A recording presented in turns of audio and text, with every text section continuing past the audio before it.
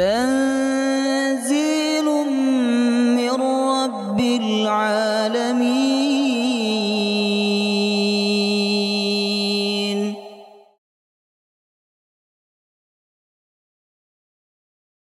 يا أيها الذين آمنوا إذا قيل لكم تفسحوا في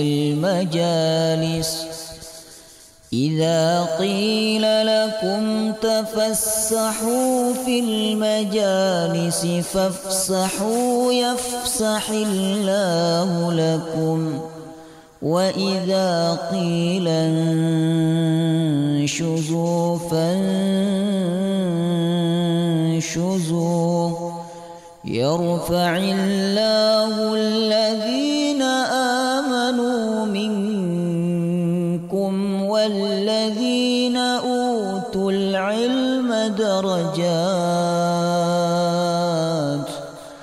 والله بما تعملون خبير.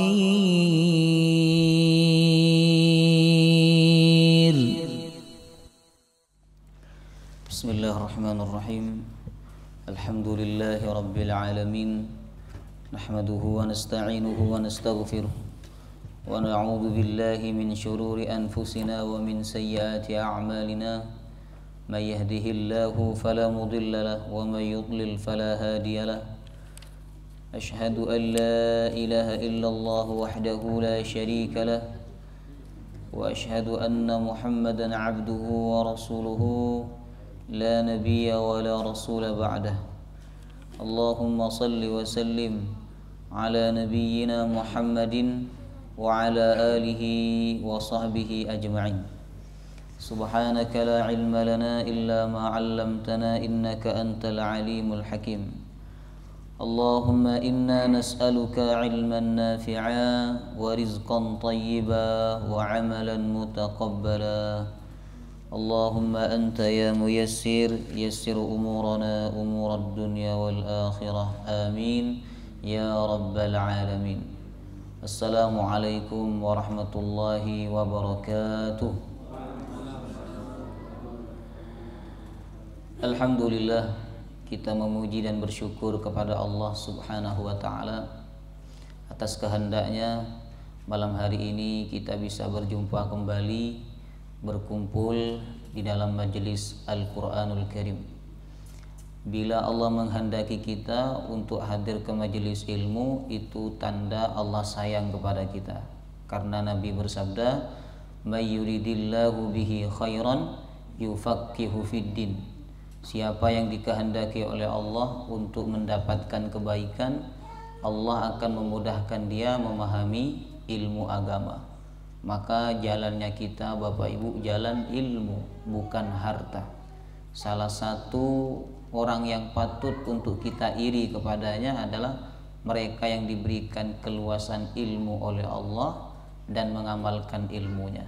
Semoga kita istiqomah di jalan ilmu dan amal sampai kita menghadap Allah. Amin ya rabbal alamin. Tidak ada kata terlambat saya ucapkan, mohon maaf lahir batin. Ya. Baik, malam hari ini dengan izin Allah kita dapat kembali melanjutkan kajian tafsir surah Al-Baqarah. Terakhir sampai ayat berapa? Terakhir ayat 176. Sekarang masuk ayat 177. Nah, ini satu ayat tapi seperti 3 ayat, agak panjang ya. Kita baca terlebih dahulu. A'udzu billahi minasy syaithanir rajim. A'udzu billahi minasy syaithanir rajim. Laisal birra an tuwallu wujuhakum qibalal masyriqi wal maghrib.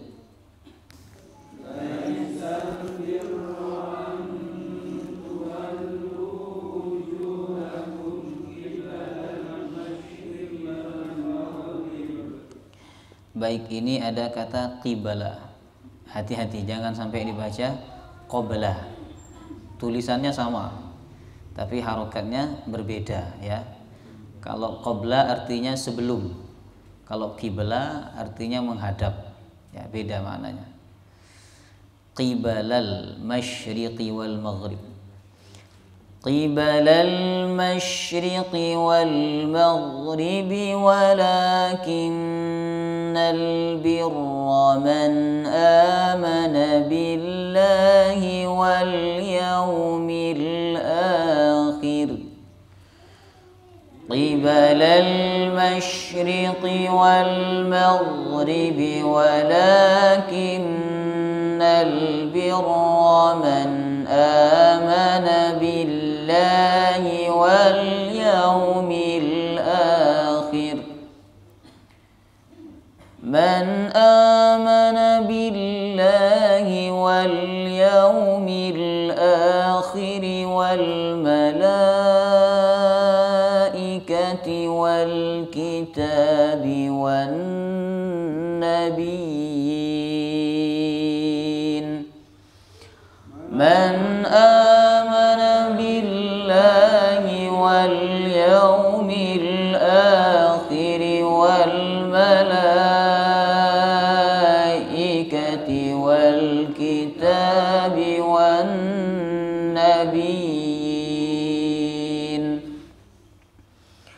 Wa atal mala ala hubbihi dhawil qurba wal yatama wal masakin wa ibnas sabil. Wa atal mala ala hubbihi dhawil qurba wal yatama wal masakin wa ibnas sabil. وابن السبيل والسائلين وفي الرقاب وأقام الصلاة. وابن السبيل والسائلين وفي الرقاب وأقام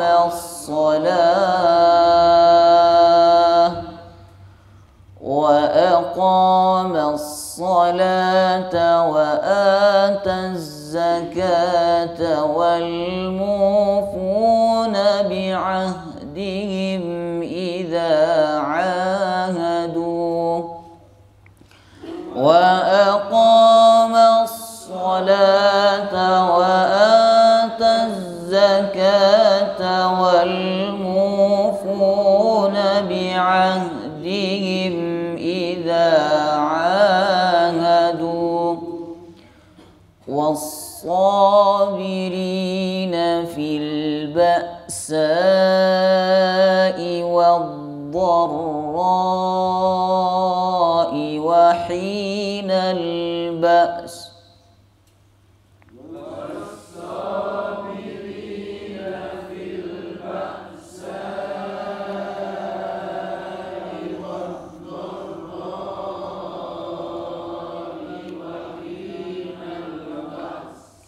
Ba'sa, dharra ini panjangnya sama, jadi panjangnya harus serasi ya. Kemudian ba's ini ada huruf sin di ujungnya, ada bunyi sin. Ba's, ulangi lagi sama-sama. Was-sabirina fil ba'sa'i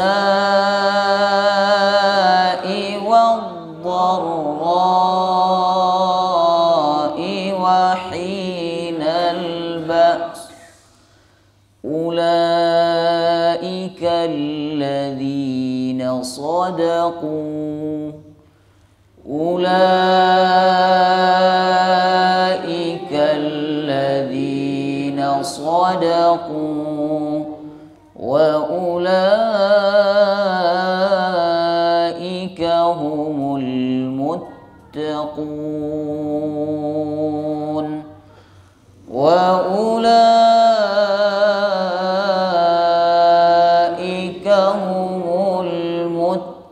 تتقون. Nah, satu ayat ini sebenarnya Allah menyebutkan tentang hakikat kebaikan. Jadi kalau kita ingin mengukur kita ini udah jadi orang baik apa belum, nah berkacalah kepada surah Al-Baqarah ayat 177 ya. Baik, kita hubungkan dengan ayat sebelumnya, dengan materi sebelumnya ya. Yaitu di ayat 176. Ayat 176 bicara tentang apa? Masih ingat enggak panjenengan? Sudah lupa. Ini materi 2 bulan yang lalu ya, sebelum Ramadan. Nah, itulah pentingnya menjaga ilmu dengan catatan Bapak Ibu ya. Ilmu itu kata ulama seperti binatang liar. Maka ikatlah dia dengan mencatat. Sekelas Imam Ahmad bin Hanbal saja walaupun sudah alim, cerdas, ingatannya kuat, tapi beliau kemana-mana selalu membawa pulpen. Nah, untuk mencatat faedah-faedah yang beliau dengarkan. Baik, ayat sebelumnya ini berbicara tentang ahlul kitab ya, di mana mereka berselisih, sebagaimana yang Allah sebutkan di ayat 176. Dzalika bi anna Allah nazzala al-kitaba bil haqq wa innal ladzina ikhtalafu fil kitab. Sesungguhnya orang-orang yang berselisih fil kitabi di dalam Alkitab. Jadi antar Yahudi mereka berselisih tentang isi kandungan Alkitab ya. Kemudian hal yang paling jelas diperselisihkan di antara ahlul kitab itu adalah mengenai kiblat. Nasrani menganggap bahwa kiblat mereka lah yang paling baik. Yahudi menganggap bahwa kiblat mereka yang paling baik. Bahkan mereka mempersoalkan ketika umat Islam pindah kiblatnya dari Baitul Maqdis ke Ka'bah. Kata mereka itu enggak benar. Agama macam apa itu? Kok bisa-bisanya kiblat pindah-pindah? Yang awalnya ke Baitul Maqdis lalu pindah ke Ka'bah. Nah, maka kemudian di ayat 177 Allah menegaskan bahwa tolak ukur kebaikan itu bukan ada pada menghadap ke arah mana. Bukan ketika orang itu menghadap ke arah timur, bukan ketika orang itu menghadap ke arah barat ya, atau selatan atau utara. Kenapa hanya timur dan barat yang disebut? Karena memang kekuasaan Allah, kebesaran Allah yang sering tampak dilihat oleh manusia itu dari arah timur dan barat. Nah, maka Allah menyebutkan bahwa tolak ukur kebaikan itu sebenarnya bukan ada pada ketika seseorang menghadapkan wajahnya ke timur atau ke barat. Tetapi walakinnal birra, di baris kedua itu ya. Walakinnal birra man amana billahi wal yaumil akhir. Tetapi kebaikan itu adalah ketika seseorang amana billah, beriman. Ini kita sebutkan dulu ya. Sebutkan dulu hakikat kebaikan yang disebutkan oleh ayat ini. Pertama, beriman. Di sini beriman disebutkan pertama beriman kepada Allah, yang kedua kepada apa? Hari akhir, yang ketiga malaikat, yang keempat kitab, yang kelima nabi. Ini poin kebaikan yang pertama, ya. Jadi orang itu dianggap baik, dianggap telah melakukan albir kalau dia beriman. Kemudian yang kedua, bersedekah.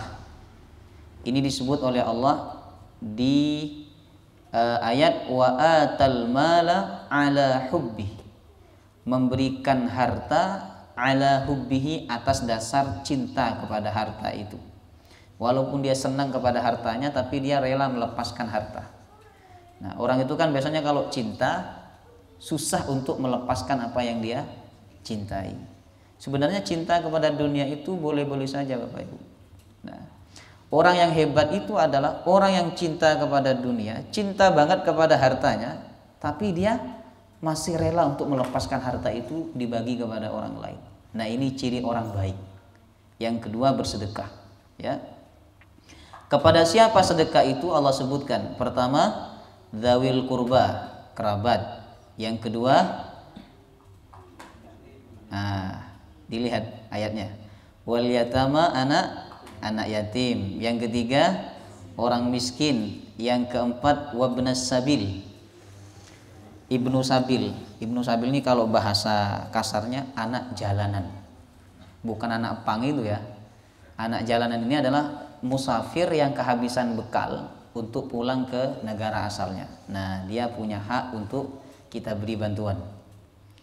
Kemudian yang berikutnya, wasailin, orang yang minta-minta. Berarti bukan pengemis ya. Maksud sailin ini adalah orang yang meminta-minta karena dia membutuhkan. Bahkan kata Nabi, orang yang meminta-minta itu dia punya hak untuk diberi walaupun dia meminta dari atas kuda. Dulu kuda itu kendaraan yang paling mewah ya. Kalau sekarang kendaraan yang paling mewah ya apa? Mobil ya. Mobil. Walaupun dia minta dari atas mobil Alphard, dia punya hak untuk diberi, tapi kita punya hak untuk tidak memberi ya.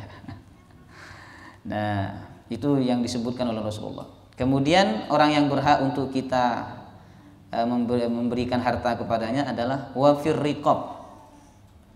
Riqab itu budak. Riqab makna sebenarnya adalah leher yang terbelenggu. Karena budak itu hidupnya nggak bebas, dia terikat dengan peraturan Tuhan, maka dia disebut dengan bahasa riqab ya. Kalau sekarang orang yang terbelenggu itu kira-kira apa?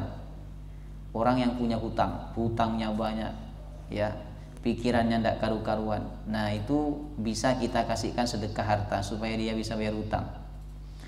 Kemudian hakikat kebaikan yang ketiga, tadi yang pertama apa? Iman. Yang kedua sedekah. Yang ketiga wa aqamas shalah, mendirikan sholat. Yang keempat wa ataz zakah, bayar zakat. Loh Ustaz, tadi kan udah disebut itu memberikan harta, kok masih disebut lagi bayar zakat ini? Nah, ini beda. Kalau bayar zakat itu hukumnya apa? Wajib. Sedekah hukumnya sunnah. Mana yang lebih berat? Zakat atau sedekah? Sedekah. Makanya Bapak Ibu, sedekah itu ditaruh nomor 2 setelah iman. Zakat nomor 4. Karena orang itu mau nggak mau dia harus zakat, sebab zakat itu kewajiban. Adapun amalan sunnah ya, ini membutuhkan iman yang luar biasa. Sebab orang kalau tidak melakukan amalan sunnah, dia tidak dapat konsekuensi apa-apa. Beda dengan amalan wajib, kalau dia tinggalkan konsekuensinya adalah dosa. Ngoten.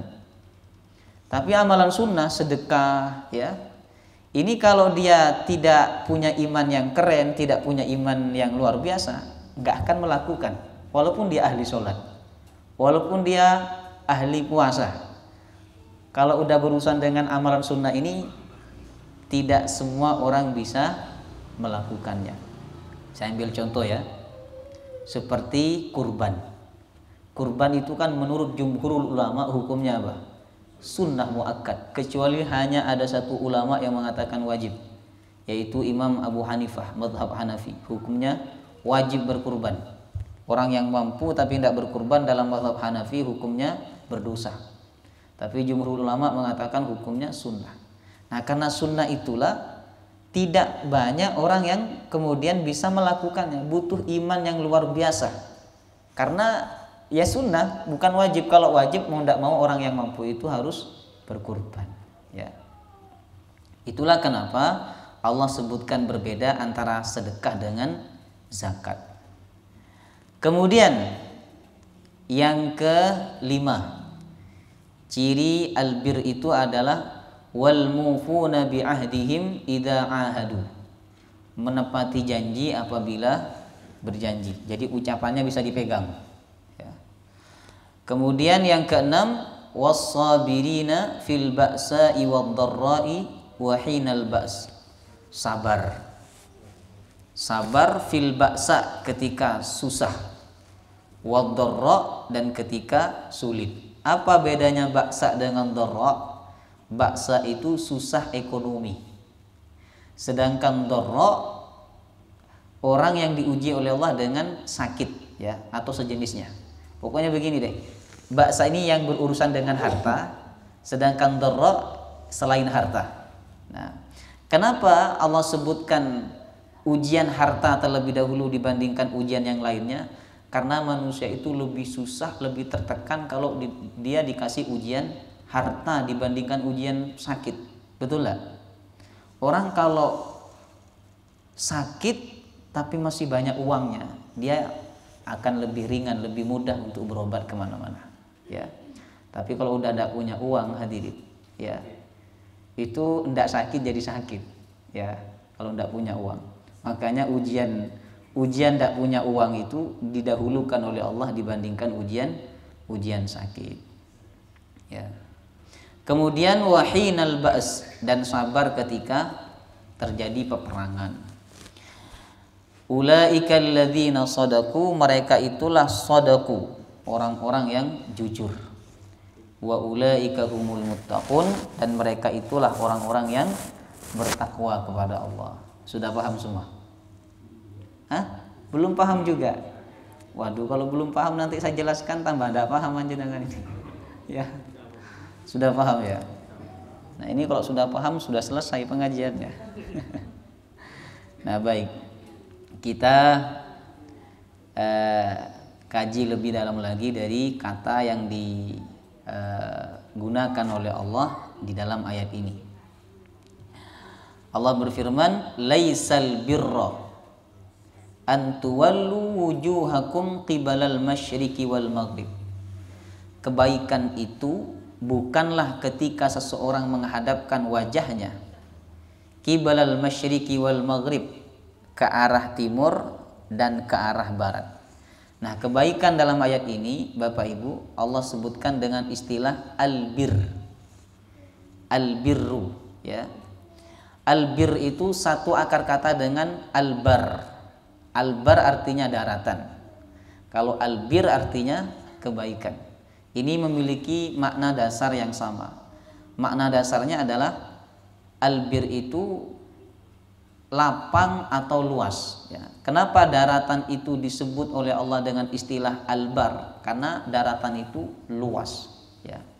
Kenapa kebaikan disebut oleh Allah dengan istilah albir? Karena kebaikan itu luas, nggak terbatas. Ya. Kepada apapun dan kepada siapapun kita dituntut untuk melakukan kebaikan. Berbakti kepada orang tua itu bahasa Arabnya apa? Birrul walidain, dengan menggunakan kata bir, bukan khairul walidain, ya, atau husnul walidain, bukan, tapi birrul walidain. Karena berbuat baik kepada orang tua itu nggak ada batasannya. Selama kita masih hidup, ya, kita harus berbuat baik kepada orang tua. Ya, jangan menganggap kita telah selesai berbuat baik ketika kita menggendong orang tua kita dari Indonesia ke Mekah, lalu melaksanakan ibadah haji juga digendong sampai selesai, kemudian kita berkesimpulan sudah selesai berbuat baik kepada orang tua.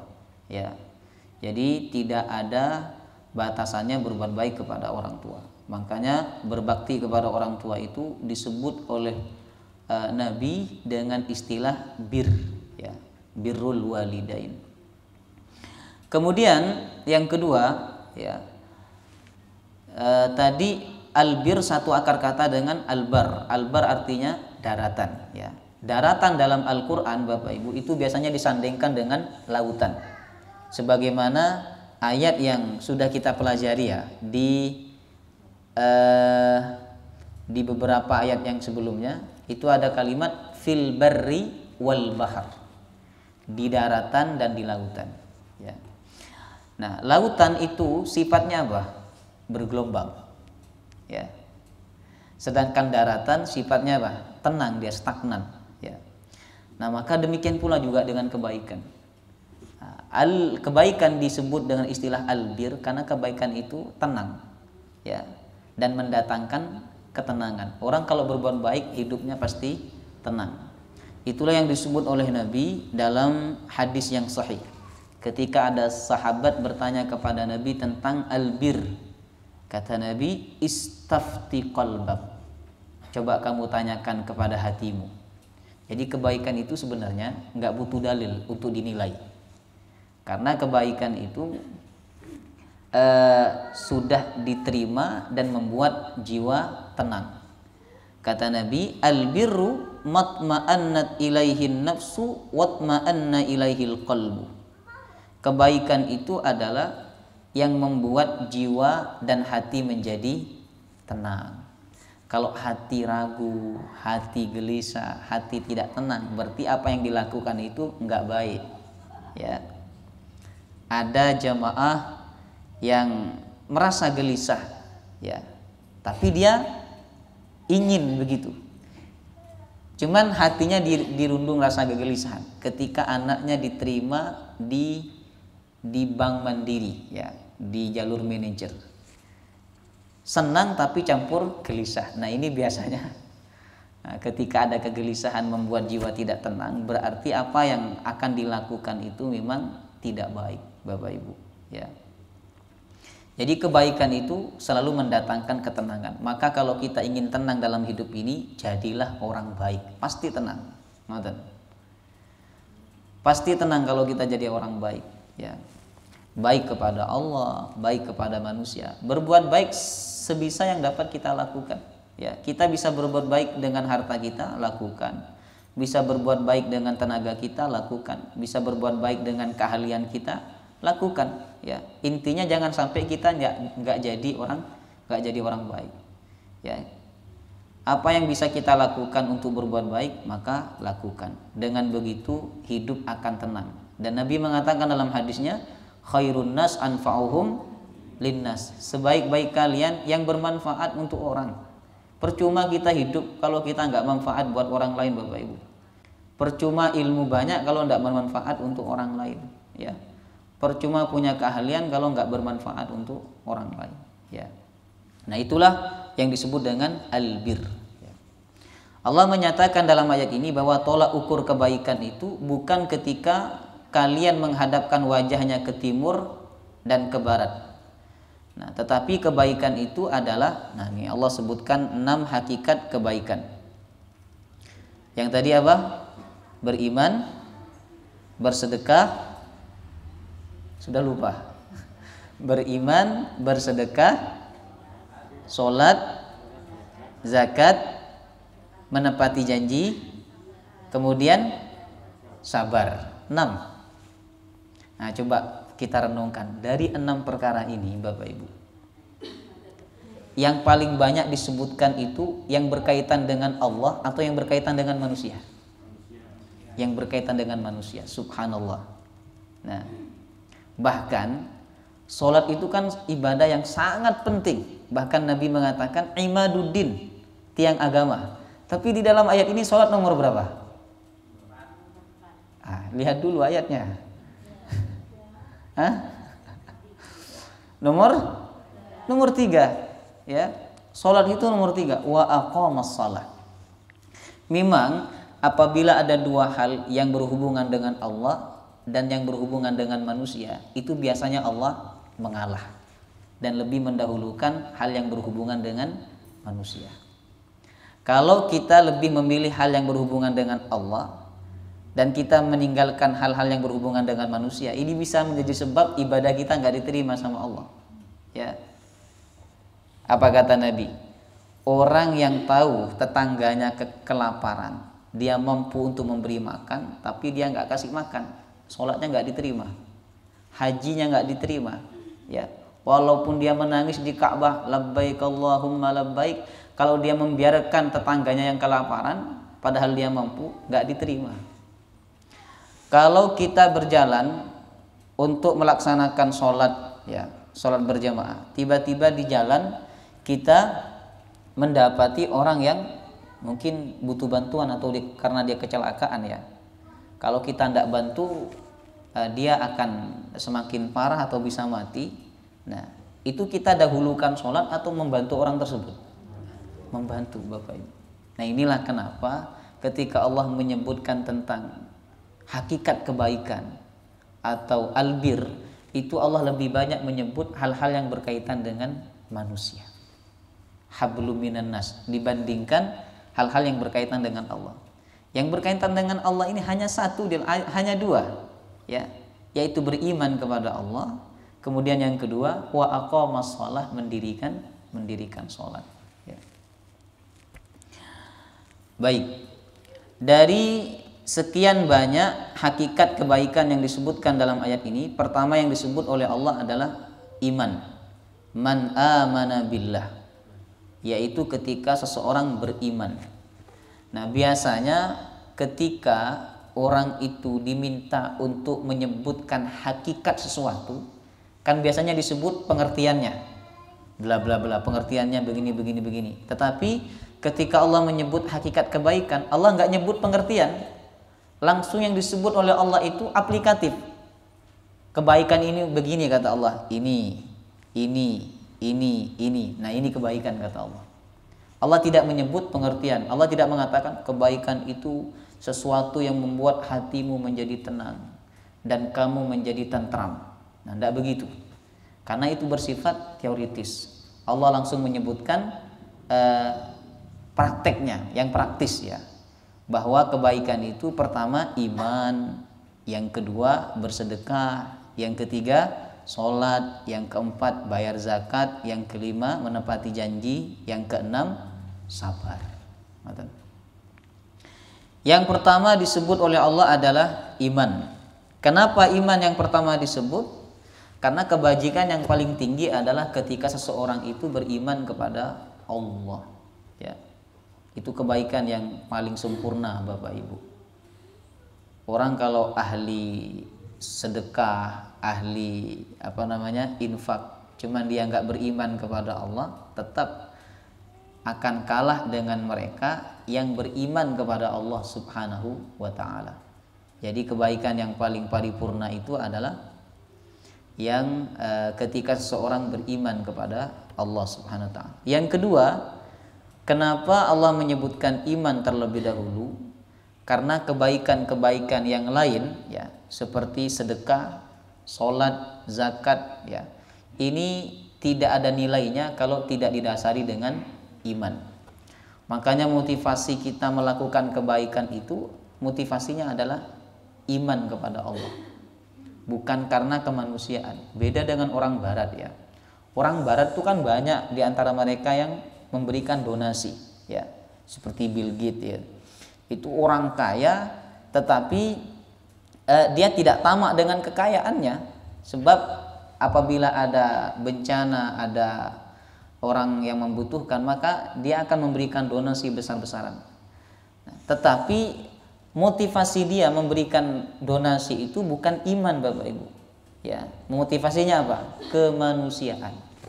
Nah, beda dengan kita yang beriman kepada Allah. Kita melakukan kebaikan itu, motivasi tertingginya adalah karena iman kepada Allah Subhanahu wa ta'ala. Nah, kalau karena iman, kita nggak akan pandang-pandang kepada siapa kita berbuat baik. Apakah orang itu baik kepada kita, atau dia tidak pernah berbuat baik kepada kita, atau bahkan jahat kepada kita, kita akan selalu berbuat baik kepadanya.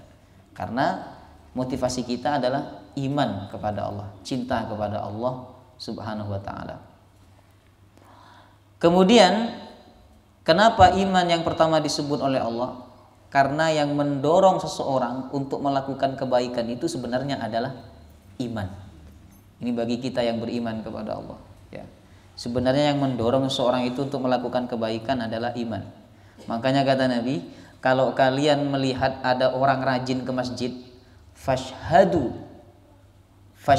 saksikanlah lahu bil iman, bahwa dia punya iman. Karena yang mendorong kita datang ke masjid, duduk di pengajian ini adalah iman kita kepada Allah Subhanahu wa ta'ala. Kemudian Allah menyebut komponen iman. Yang pertama iman kepada Allah, yang kedua iman kepada yaumil akhir, hari akhir. Disebut hari akhir karena memang itu kehidupan terakhir bagi manusia. Nah, sedangkan di dunia ini bukan kehidupan yang terakhir. Kalau nggak ada hari akhir, maka keadilan tidak sempurna, Bapak Ibu. Sebab ada orang yang salah tapi dibenarkan, yang benar tapi disalahkan. Nah, nanti keadilan yang sempurna itu ketika manusia berada di yaumil akhir. Kita harus beriman kepada Allah. Kalau kita melakukan kebaikan karena hari akhir, ini juga dibenarkan. Misalnya saya sedekah supaya nanti saya selamat di yaumil akhir, ini dibenarkan, ya. Kemudian yang ketiga, beriman wal malaikati, beriman kepada para malaikat. Kita wajib beriman bahwa Allah memiliki utusan-utusan, yaitu para malaikat. Berapa jumlahnya malaikat? Sangat banyak, ya. Kemudian yang keempat, wal kitabi, beriman kepada kitab. Semua kitab Allah yang diturunkan kepada Nabi dan Rasul wajib kita imani. Satu bagian dari kitab itu saja kita ingkari, maka kita telah dianggap kufur.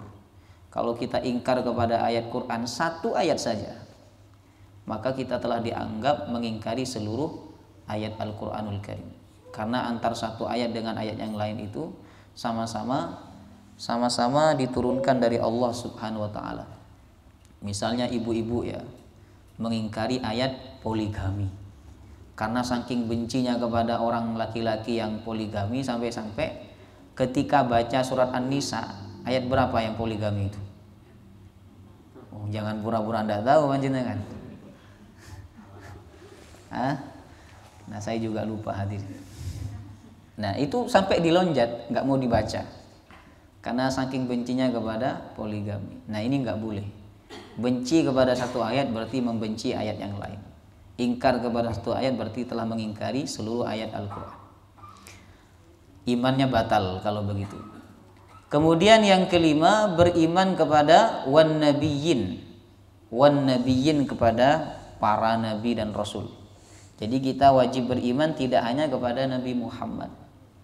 Kita wajib beriman kepada semua utusan Allah Subhanahu wa taala. Ini hakikat kebaikan yang pertama, yaitu beriman. Nah, kemudian kita masuk yang kedua. Yang kedua apa tadi? Bersedekah. Yang kedua bersedekah. Wa atal mal, memberikan al-mal, harta. Ala hubbihi, atas kecintaannya. Nah, ini Imam Asy-Syaukani menyebutkan 3 pendapat kemana kembalinya dhamir pada kata hubbi, atas kecintaannya. Nyanya itu kembali kemana? Ini ada 3 pendapat kata Imam Syaukani. Yang pertama, kembali kepada harta. Berarti dimaknakan dia memberikan harta ala hubbihi, yang dia cintai, harta yang dia cintai. Tetapi walaupun dia cintai, tetap dia rela melepaskan dan dia berikan kepada orang yang membutuhkan. Karena ini berdasarkan firman Allah di surah Ali Imran, lan tanalul birra hatta tunfiku mimma tuhibbun. Kalian enggak dapat kebaikan kecuali kalian menginfakkan apa yang kalian sukai. Nah, itu ada ulama, setiap orang menyukai sesuatu yang ia miliki langsung dikasih. Masya Allah Ustaz, surbannya bagus nih, dikasih langsung. Nah, ini ilmu tingkat tinggi Bapak Ibu, ya. Hanya orang-orang tertentu yang bisa melakukannya. Apa saja yang dipuji oleh orang lain langsung dikasih.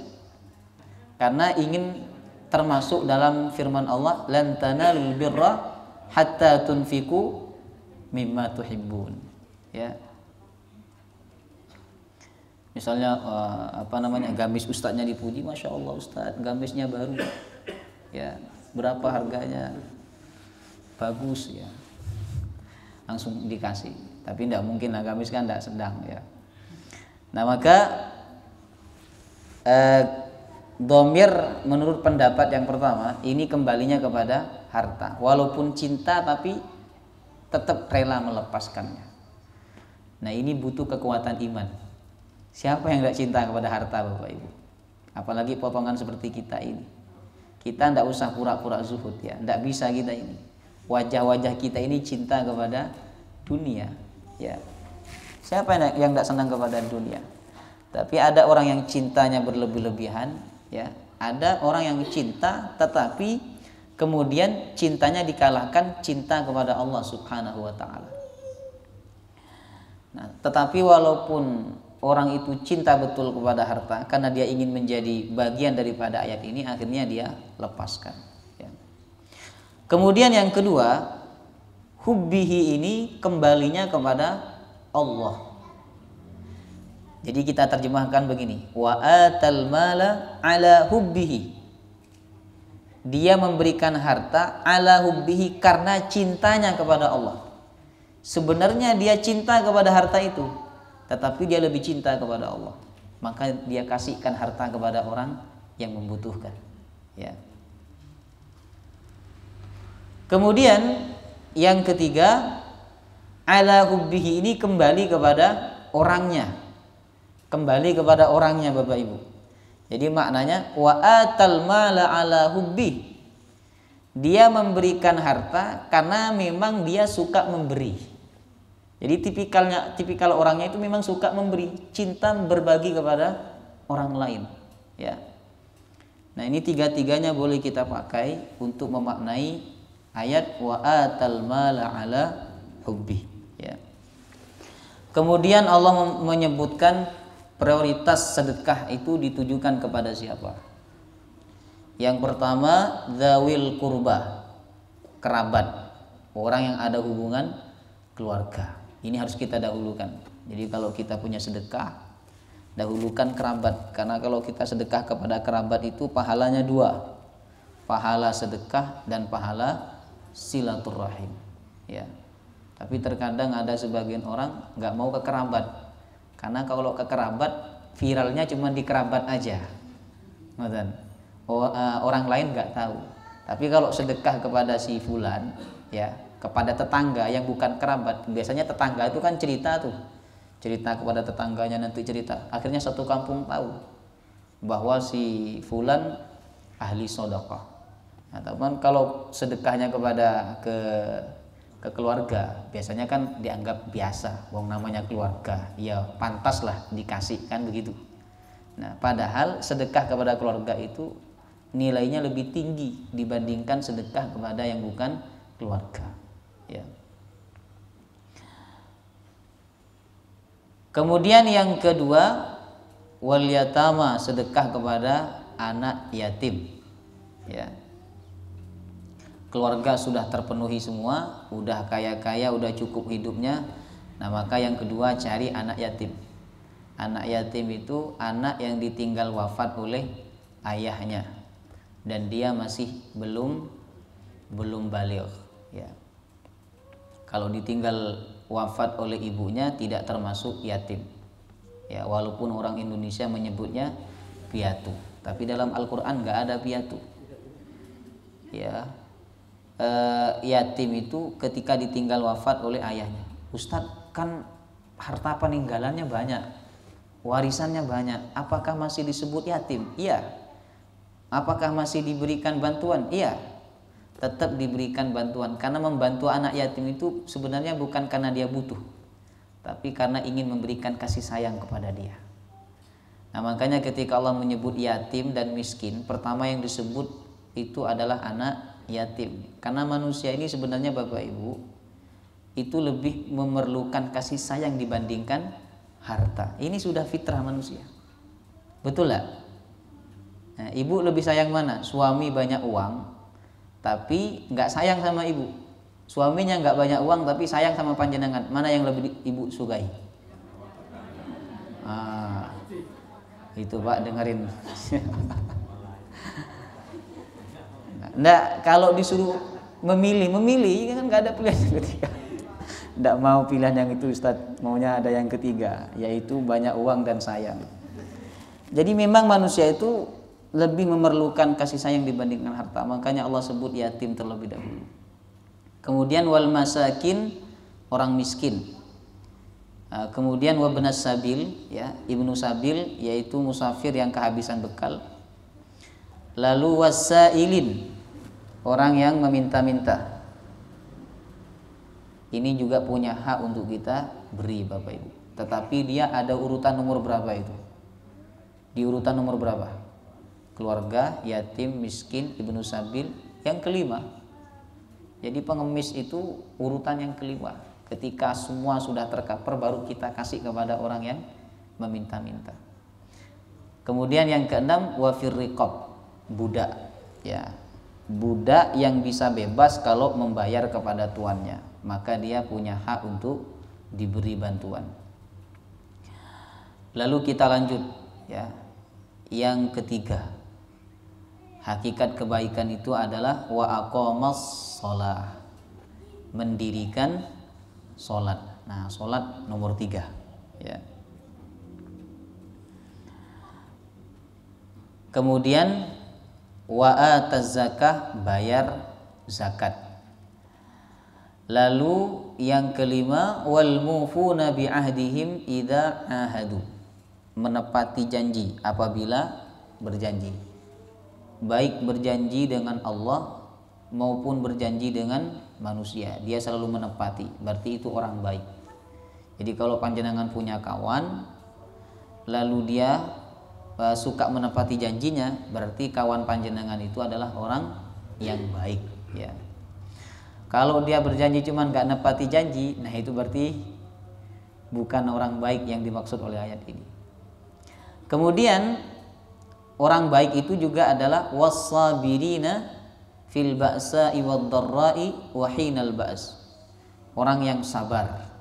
Nah, orang sabar berarti dia orang yang baik.